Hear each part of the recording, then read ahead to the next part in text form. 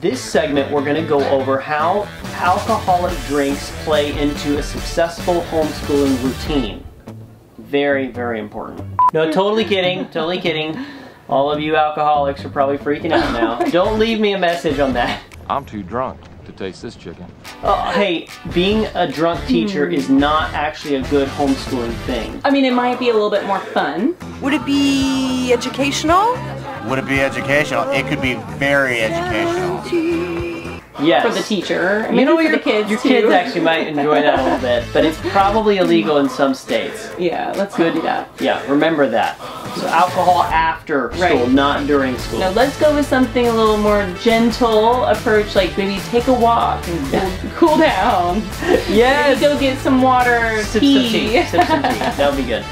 We are here for you and we're excited about sharing the information we have, the news we have. So hang tight with us and get ready to learn some exciting things and get ready to at least walk away with one little nugget that's really going to help your homeschool life. Let's do it.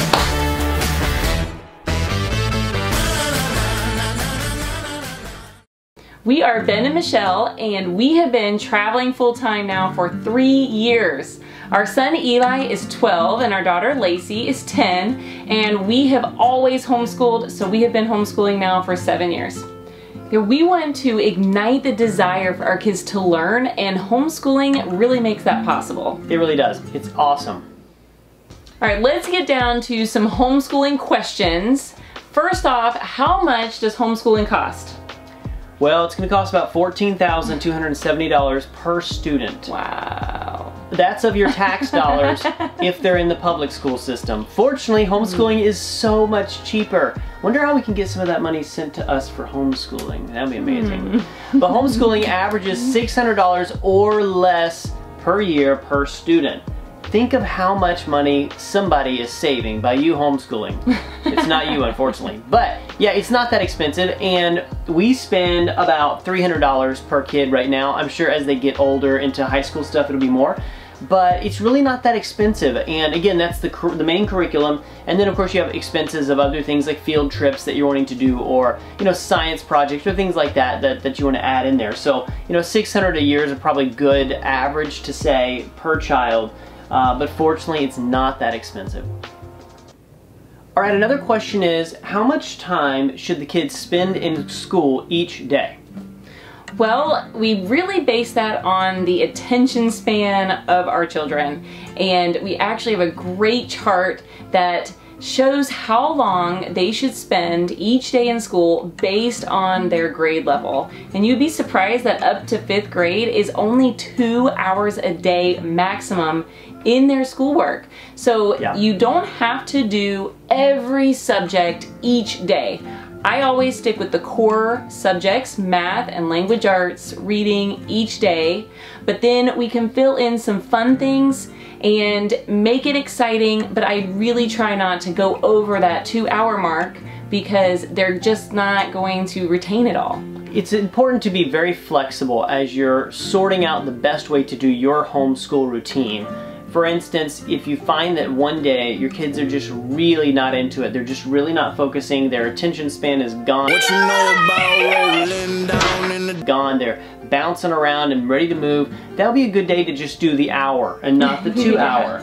And then again, later on it'll work out better. But if they're really struggling, those are days to be flexible about it. So again, having that core plan is important, but being flexible is key to enjoying the process of homeschooling. What time of day should they do school? Well, again, this will vary based on your kids and their natural bend. For us, we do school in the morning because our kids can get up, jump right up, eat breakfast, and they seem to be alert and ready to learn first thing in the morning. I think that's pretty standard, but if your kids are really attentive in the afternoon or the evening before dinner, then doing a couple hours before dinner might be way better for you if they're excited about that. At the end of the day, you want to find out what works for your kids, so figure that out and adjust accordingly. And what we found with our kids is that they get up in the morning and they lay in bed and read a book, or they get up and want to watch TV or play with some toys, it is impossible to do school after that. They have gotten in this mindset of, we're gonna have fun, we're gonna play, we don't wanna do any chores, we don't wanna do any schoolwork. So we start off the day pretty much right away. We get up, do our morning chores, eat breakfast, and start right in school, and that is the best way for our kids to learn. All right, should you follow the normal school year schedule or do school all year long? Well, we do school year-round, and I think that you'll find most full-time travelers do the same, because we are out and about, we're exploring, we're having fun, and those days are school days too. But also, we just won't have time then to be really strict about sticking with a school schedule of the 5 days a week when we're trying to get out and explore. Also, kids can really have a hard time getting back into school after a really long break, like an entire summer. So we found that with our kids, being able to take a week off here or there, you know, a couple weeks around Christmas, and then being able to slow down a bit to do 1 hour a day every now and then, 2 hours a day when they're really excited about it, that really helps the ebb and flow of our homeschool routine, and we aren't required then to just push so much on them.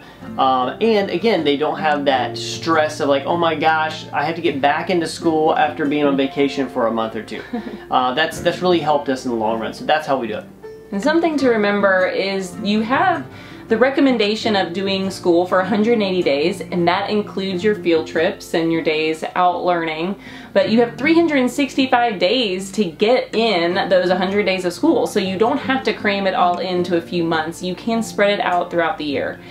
What we do is we will usually end our math season around May, and so we'll take off math. We don't do any more math curriculum over the summer, but what we do is we play math games, we do a math app where they're doing, you know, multiplication tables and that sort of thing, and then we'll pick it up a couple months down the road. So they do get a little bit of a break, and that's kind of their summer vacation.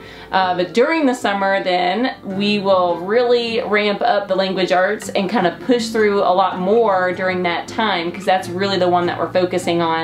And so then when we're done with the language arts program, then we'll take a little break. So they do get a break every now and then from the different subjects, and then we definitely throw in a lot more fun things like the different science projects and history and a lot of online learning. Okay, I know that there's so many questions about homeschooling, and we only touched on a couple there, but we welcome you to reach out to us at intentionaladventure.com or any of our social media on Facebook or Instagram, and let us know what other questions you have, and hopefully we get a chance to chat. You were homeschooled. You have any interesting stories to share? You know, I was homeschooled my entire life, and it was a very interesting experience. I bet. There were 11 kids in my family, so it was quite the full house. And you know, there's all kinds of things, but I know specifically when I was younger, again, we were in Florida at a time when homeschooling was just becoming legal. And so I do remember specifically, we had rules at our house. We were not allowed to play outside in the front yard until after 3:30, which is when the other kids would get out of school, so that we didn't get in trouble. And I remember specifically one day, we cut it a little bit close and decided to go out and play kickball in the front yard at 3 o'clock. And then we saw what looked like a city truck coming down the street. So we all bolted to the backyard and hid, and the guy parked in our driveway. We were freaking out, came up and knocked on the door, and we were like, oh my gosh, they're gonna throw us all in jail because we're not in school. The guy knocked on the door and he said, hey, I'm from the zoning department, and you're not allowed to have 2 refrigerators on your front porch. Which was a problem at my house as well. Oh, so we're like, oh, this is just the guy. This is like the junk guy. He's just coming to pick up all the stuff. We're good. We went right back out and played some kickball. Let's talk about balancing freedom with structure.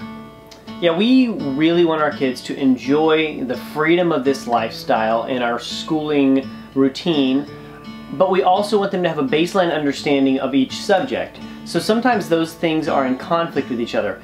When I was younger, growing up as a homeschooled kid, I really enjoyed the freedom I had, but also I was really self-conscious and embarrassed many times when someone would say something about a subject that I had no clue about, not even ever heard of whatever the topic was, and that was really embarrassing and definitely played into my self-worth when I was younger. Now, I would not assume that at any point I would know everything, but there were some subjects that we just simply fell short on because there was a little too much freedom at times. So that being said, we try to consistently evaluate how are we doing. Are we leaning a little bit too much towards structure and making it difficult for them? Or are we so free that they just get up in the morning and feel like they got 10 minutes and they're out of the way? The key is to evaluate regularly and see, are you hitting your goals? Is it enjoyable, but also you're able to teach them and they're gaining a lot of knowledge? Or is it more of a free-for-all? So evaluating is really the key in that situation. We have learned for our kids that they really need a routine.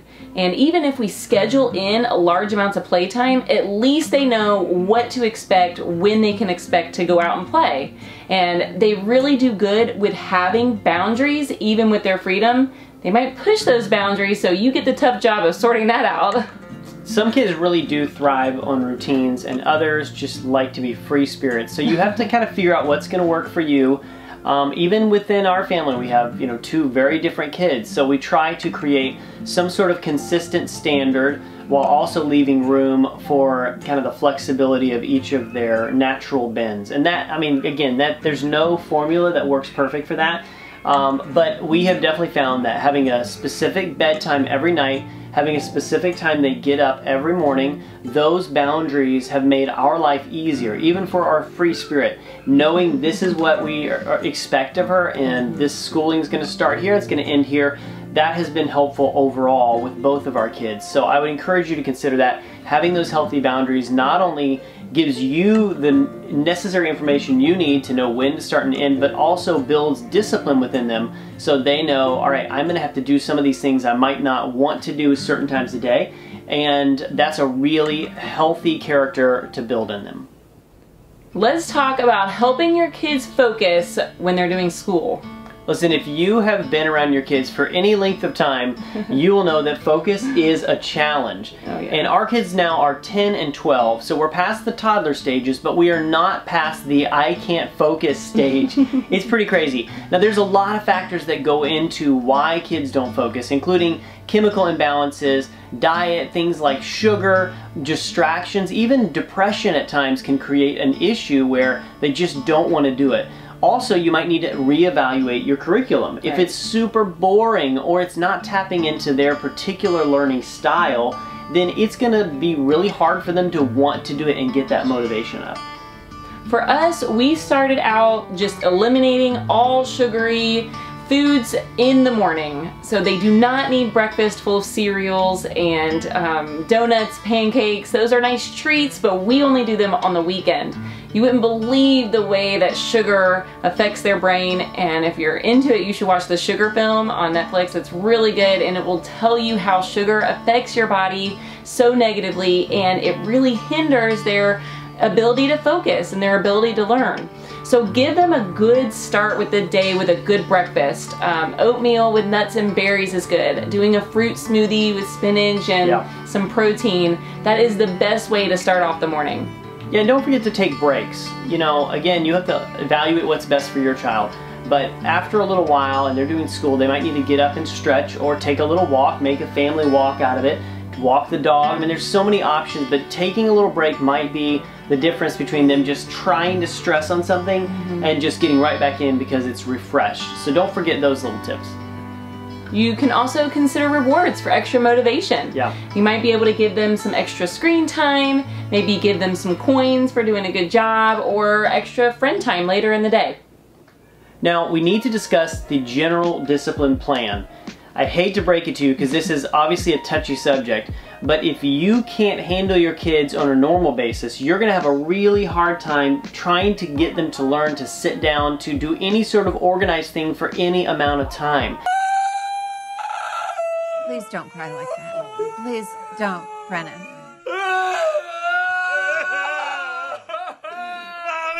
You have to have a discipline plan in place. Have a standard and discuss it with your partner, come up with a plan together, and then back each other up, because you need to be together on this or your kids will know if you're not. Rule number 1, you will not touch anything. What about the floor? Yes, you may touch the floor. What about the air? Yes, you may touch the air. Yeah, they can smell fear from a mile away. You have to be consistent. If you decide that you're going to do a timeout every time they do something wrong, then stick to it and do not let up. Whatever it is, small or big, you need to be consistent with it. And then again, discuss it with your spouse so you're on the same page. That wreaks havoc when you have one parent that is the good cop and one that's the bad cop. That's not a good idea, and it creates a problem in the relationship with the parent. So don't fall for that. Both of you have the same idea. Don't let them go to one and manipulate the other. Have a good discipline plan, stick together, and be consistent. Okay, you got plenty of notes now, plenty of ideas. Now let's put them together. Let's do some homeschooling and raise some thrivers. Let's do it! Alright, might use that later. Yeah! Thrivers!